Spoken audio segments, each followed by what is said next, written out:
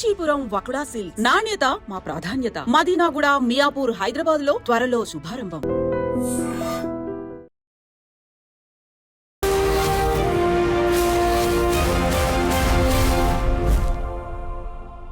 నమస్తే, welcome to I dream social spotlight with Kavitha. IPL season మొదలైంది. Monday ఎండల్లో ఒక పండుగ వాతావరణం కనిపిస్తోంది. ప్రారంభమైనటువంటి 3 మ్యాచ్లు చాలా ఇంట్రెస్టింగ్ గా, అందులోనూ హై స్కోర్స్ నమోదవడం. దీంతో పాటుగా ఇంకొక ఇంట్రెస్టింగ్ పాయింట్, ఫస్ట్ మ్యాచ్ లో ఆర్సీబీ గెలుపొందింది. Second match Hyderabad Sunrisers, third match Chennai Super Kings. Southern states 3 మ్యాచ్ల్ని గెలుచుకోవడం. ఆ తర్వాత వచ్చేటువంటి స్కోర్స్ ఏంటి, ఎవరెవరు ఎన్ని రన్స్ స్కోర్ చేస్తారు, అండ్ ఓవరాల్ గా ఫైనల్ గా కప్ ఎవరు కొట్టబోతున్నారు. మనతో పాటుగా ఉన్నారు కామెంటేటర్ అండ్ అనలిస్ట్ వెంకటేష్ గారు. వెంకటేష్ గారు, నమస్కారం అండి. నమస్తే కవిత గారు. సో మనకి మండే ఎండల్లో ఒక మంచి పండుగ వాతావరణం, ఎంత మండుతున్నప్పటికీ ఎండలు అలాగే కూర్చోవడం అనేది మన వాళ్ళకి ఒక ఎంటర్టైన్మెంట్, ఎక్సైట్మెంట్, యాంగ్జైటీ, అన్ని రకాలుగా ఒక ఉత్సాహభరితమైనటువంటి వాతావరణం. 3 మ్యాచ్లు అయిపోయాయి. ఏమనిపించిందండి IPL 2025? IPL was off to a flying start అండి. ముఖ్యంగా ఫస్ట్ మ్యాచ్ లో ఆర్సీబీ ఆడిన తీరు అంటే అగ్రెసివ్ ఇంటెంట్ చూపించారు వాళ్ళు. అండ్ ఇంకా సెకండ్ మ్యాచ్ లో ఎస్ఆర్హెచ్ వాళ్ళు అదే లాస్ట్ ఇయర్ ఫార్ములాని కంటిన్యూ చేశారు, aggressive brand of batting. So అదే లెవెల్ ఆఫ్ క్రికెట్ వాళ్ళు ఆడుతున్నారు. ఇంకా థర్డ్ మ్యాచ్ లో చెన్నై వాళ్ళ టిపికల్ చెన్నై వికెట్, లో అండ్ స్లో వికెట్, దానిపైన స్పిన్నర్స్ దాని అప్పర్ హ్యాండ్ తీసుకోవడం. సో చాలా చాలా టిపికల్ వాళ్ళ రోల్స్ ఎలా ఉంటాయి అలా జరిగింది. ముఖ్యంగా RCB fans must be very very happy. ఎందుకంటే ఆర్సీబీ 17 సీజన్ నుంచి గెలవలేదు.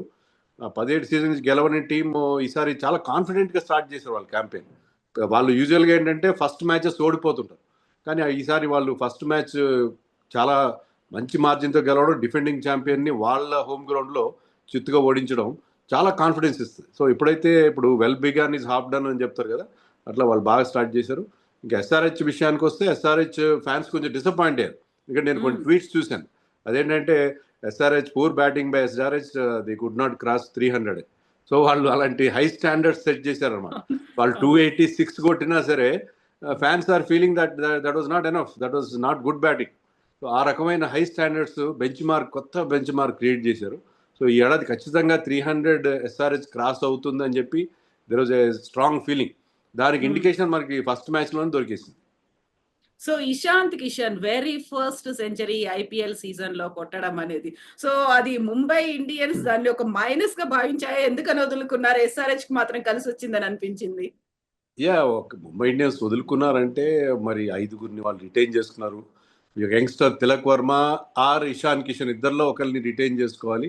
ఎందుకనో ఇషాన్ కిషన్ ఇటీవల ఇండియన్ టీంలో ప్లేస్ కోల్పోవడం, సెంట్రల్ కాంట్రాక్ట్ కోల్పోవడం, సమ్హౌ లాస్ట్ సీజన్ కూడా అతను బాగా పర్ఫామ్ చేయలేదు. Whereas Tilak Varma was performing well.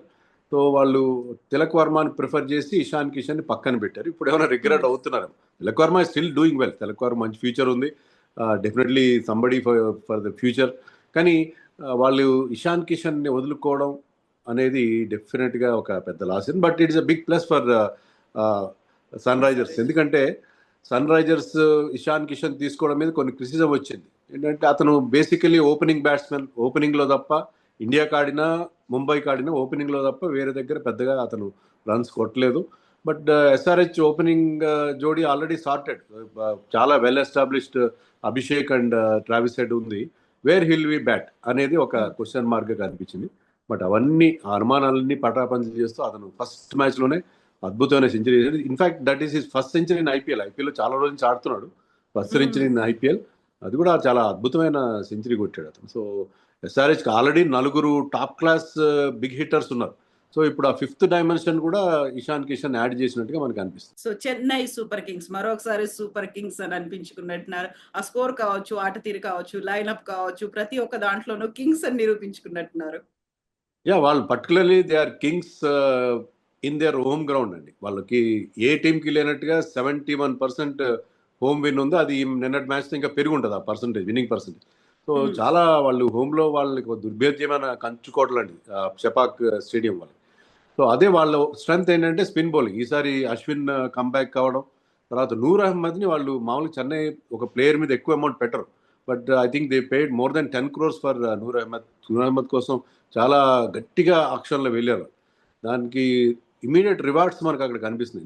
ఎందుకంటే జడేజా కానీ అశ్విన్ కానీ they are mostly containing bowlers, wicket taking bowlers కాదు వాళ్ళు.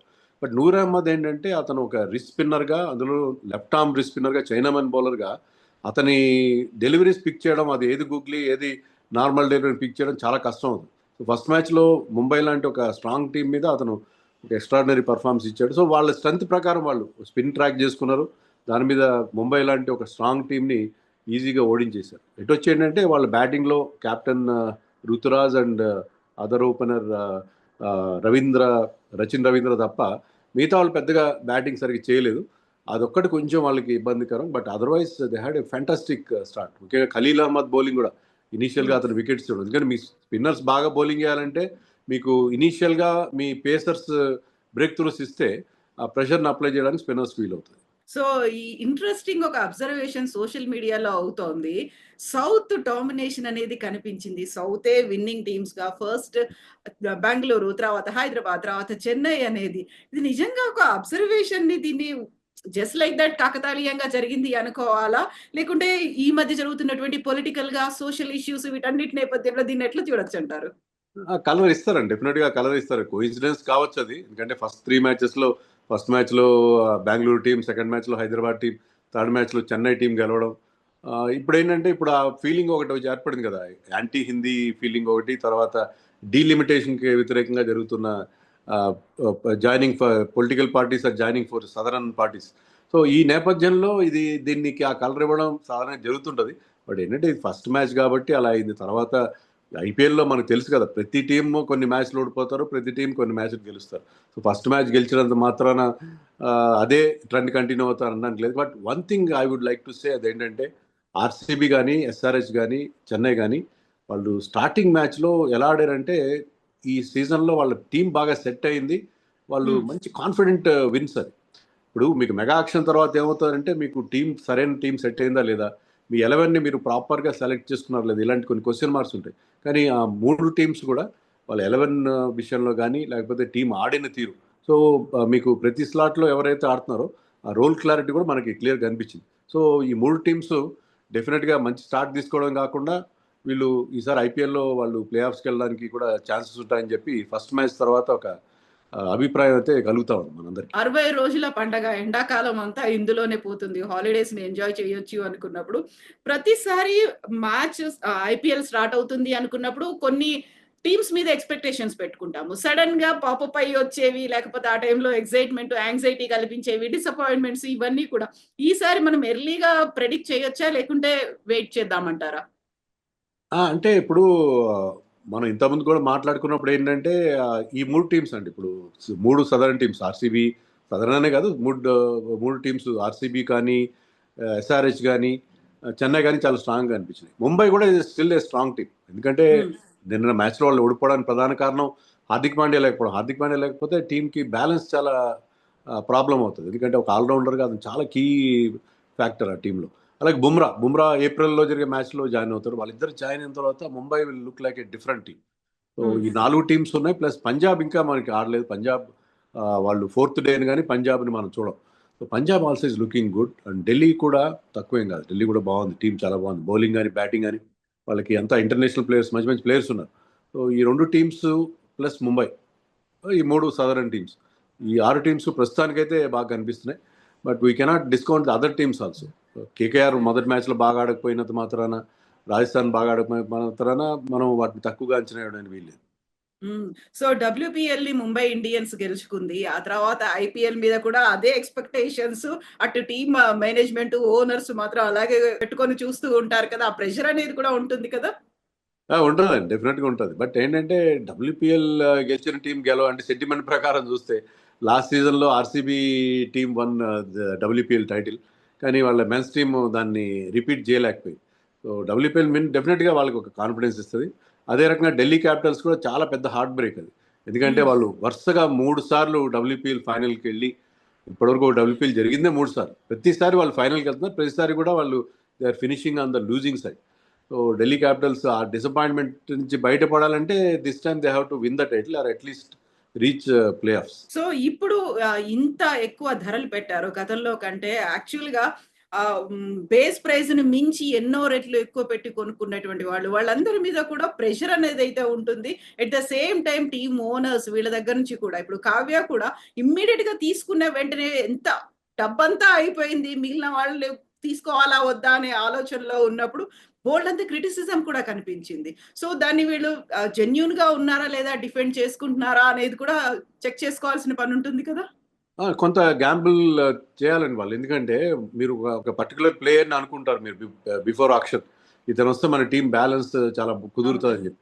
So you go very hard for that player. చాలా ఎక్కువ అమౌంట్ పెడతారు. అనుకున్న దానికంటే ఎక్కువ స్పెండ్ చేస్తారు. తర్వాత ఏంటంటే మీకు మిగతా స్లాట్స్ ఫిలప్ చేయడానికి చాలా ఇబ్బందవుతది. కొన్నిసార్లు కాంప్రమైజ్ అవ్వాలి. మనం అనుకున్న ప్లేయర్‌ని కాకుండా చాలా అన్‌ప్రూవెన్ ప్లేయర్స్‌ని తీసుకోవాలి. మెగా ఆక్షన్ తర్వాత డెఫినిట్‌గా టీమ్స్ కొంచెం ఇబ్బంది పడతాయి. బ్యాకప్స్ విషయంలో సరైన నిర్ణయాలు లేకుండా ఉంటాయి. కానీ ఎస్ఆర్హెచ్ ఈసారి చేసిన మంచి పని ఏంటంటే లాస్ట్ టైం వాళ్ళ బౌలింగ్ అంత స్ట్రాంగ్గా లేదు. వాళ్ళు పెద్ద స్కోర్లు చేసినా కూడా 250 చేసినా కూడా దాన్ని డిఫెండ్ చేసుకోవడానికి ఇబ్బంది పడ్డారు. కానీ ఈసారి వాళ్ళు డెఫినెట్లీ బెటర్ సెలెక్షన్ చేశారు. మొహమ్మద్ షమీ ఇంక్లూషన్ కానీ హర్షల్ పటేల్ కాస్త రన్స్ ఇచ్చినా ఈ పిక్స్ అప్ వికెట్స్. అలాగే యాడమ్ జాంపా చాలా ఎక్స్పీరియన్స్డ్ స్పిన్నర్. అతను తీసుకోవడం ఎందుకంటే గతంలో స్పిన్కి ఎప్పుడు ఇంపార్టెన్స్ ఇవ్వలేదు. కానీ ఈసారి మంచి స్పిన్నర్స్ ఉన్నారు. యాడమ్ జాంపా కానీ రాహుల్ చహర్ కానీ కొత్త కుడారుడు జిషన్ అన్సారీ కానీ. So I think this time they have done there homework better. Team more బ్యాలెన్స్డ్గా అనిపిస్తుంది. లాస్ట్ టైం అంతా కూడా కేవలం బ్యాటింగ్ మీద వాళ్ళు ఎక్కువ వాళ్ళు ఫోకస్ పెట్టినట్టుగా అనిపించింది.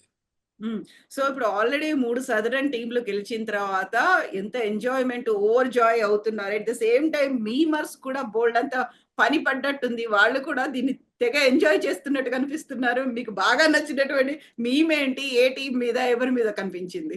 నేనంతగా సోషల్ మీడియా పర్సన్ కాదు. నేను చూడలేదు. ఎవరైనా షేర్ చేస్తే చూస్తాను తప్ప I have not seen much.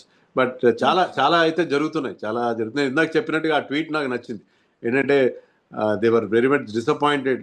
Poor batting 300 కొట్టలేకపోయారని చెప్పి. సో 300 కొట్టకపోతే ఫీల్ అవుతున్నారు. 300 రావడం అనేది లాస్ట్ ఇయర్కి ముందు మనం అసలు ఐపీఎల్లో ఊహించిన పరిస్థితి. టీం 300కి వెళ్తుందా అని చెప్పి. సో ఆ 300 రాకపోవడం అనేది ఫ్యాన్స్ డిసప్పాయింట్ చేసింది. బట్ వాళ్ళు స్టార్ట్ చేసిన తీరు మీరు కనుక చూస్తే ఎస్ఆర్హెచ్ టీంలో టాప్ 6 కూడా ప్రతి ఒక్కరి స్ట్రైక్ రేట్ ఈస్ అబౌవ్ 200. మామూలుగా మనం ఐపీఎల్ స్టేజ్లో T20లో ఏమనుకుంటామంటే 130, 140 is very good strike rate అనుకుంటాం. కానీ ఇక్కడ మీరు టాప్ 6 అందరూ కూడా 200+ స్ట్రైక్ రేట్తో బ్యాటింగ్ చేశారంటే వాళ్ళు ఏ రకమైన ఒక కొత్త stand they raising the bar like anything.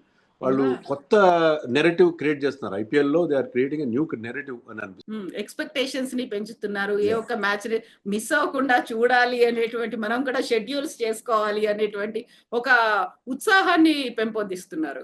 SRH కి ఫ్యాన్ బేస్ పెరిగిపోతుందండి దీనివల్ల. ఇదివరకు ఏంటంటే ఎస్ఆర్హెచ్ కి ఫ్యాన్ బేస్ ఏంటంటే హైదరాబాద్, తెలుగు రాష్ట్రాల్లో ఉండడం, లేకపోతే వాళ్ళకి నచ్చిన ప్లేయర్స్ ఉంటే అలా ఉండడం. కానీ ఇప్పుడు ఏంటంటే the kind of cricket they are playing, aggressive brand of cricket వాళ్ళు ఆడుతున్నారు కాబట్టి వాళ్ళ ఫ్యాన్ బేస్ చాలా పెరుగుతుంది. ఎందుకంటే ఈ రకమైన క్రికెట్ని ఎంజాయ్ చేస్తారు. Okay, youth always wish to see more 4s and 6s.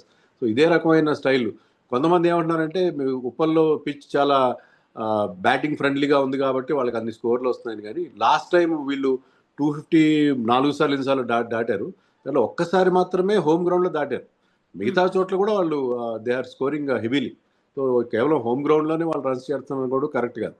But they have adapted one kind of approach వాళ్ళకి మంచి రిజల్ట్స్ కూడా ఇస్తుంది. ఎస్ అండి. మళ్ళీ ఈ రోజు వైజాగ్ లో ఒక మ్యాచ్ ఉంది. ఆ తర్వాత ఏం జరగబోతుంది, ఈ 60 రోజుల పండుగలో విజేతలు ఎవరు అనేది will be in touch. Venkatesh గారు, థ్యాంక్ యూ సో మచ్ అండి. Thank thank you. యూ.